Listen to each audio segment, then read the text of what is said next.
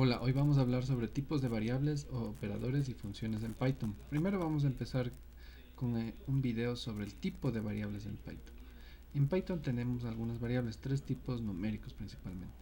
Los enteros son variables enteras como números positivos y negativos sin decimales, como por ejemplo la edad. Flotantes son con decimales, por ejemplo la altura de una persona, 1,75. Y también números complejos, por ejemplo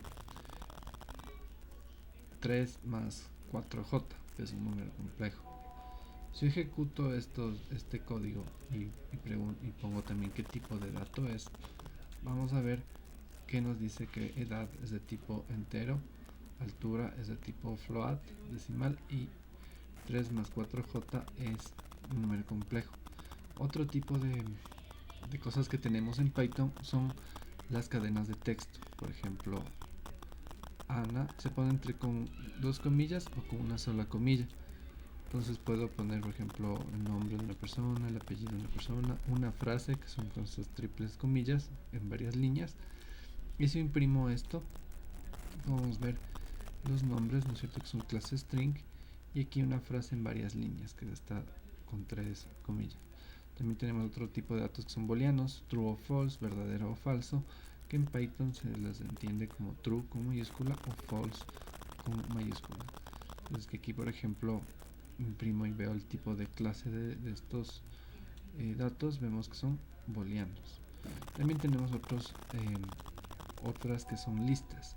Las listas son colecciones ordenadas de elementos que pueden ser de diferentes tipos de datos.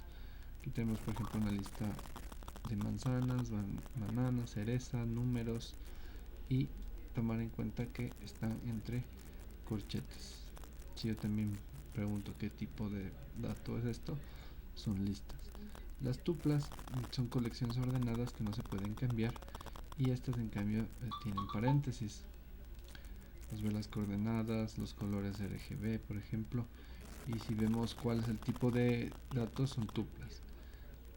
Los diccionarios en cambio son coleccionadas con varias características. Los diccionarios entran entre llaves y van mostrando varias cosas, por ejemplo nombre, dos puntos Carlos, coma, edad, dos puntos 30, coma, ciudad, dos puntos Madrid.